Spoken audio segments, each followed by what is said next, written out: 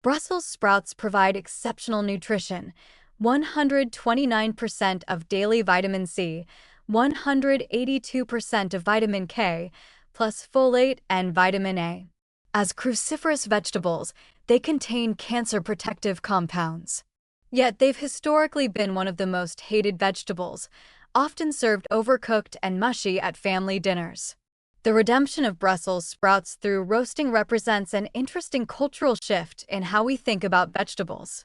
The transformation that occurs when Brussels sprouts are roasted with olive oil and garlic until crispy and caramelized is genuinely remarkable.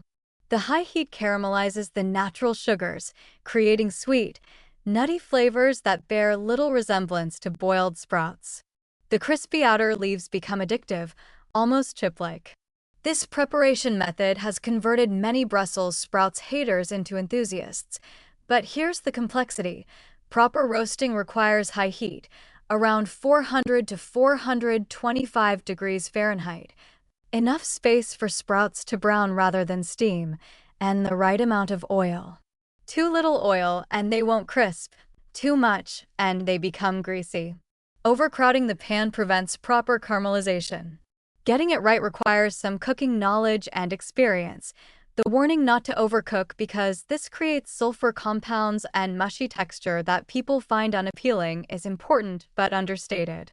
Overcooked Brussels sprouts smell terrible, that characteristic sulfurous cabbage smell that makes people avoid cruciferous vegetables. This smell comes from sulfur-containing compounds that break down with prolonged cooking. The smell itself isn't harmful, but it's certainly off-putting.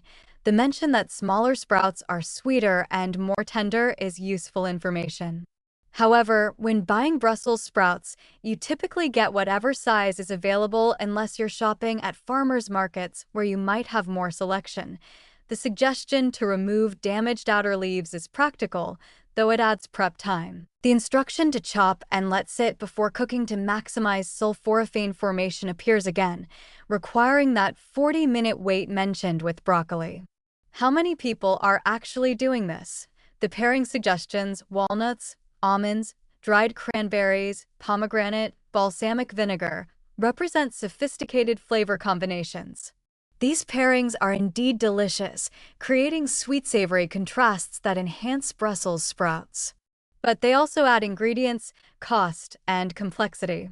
A simple roasted Brussels sprout with olive oil and salt is also delicious and much simpler. The fiber content of 4 grams per cup is good, contributing to satiety and gut health.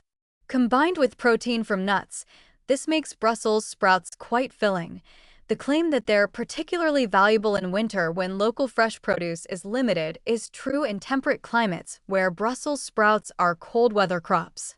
However, this seasonal availability varies by region. In some areas, Brussels sprouts are available year-round. What I find fascinating about the Brussels sprouts narrative is how dramatically perception has changed. 20 years ago, they were universally mocked. Now they appear on trendy restaurant menus.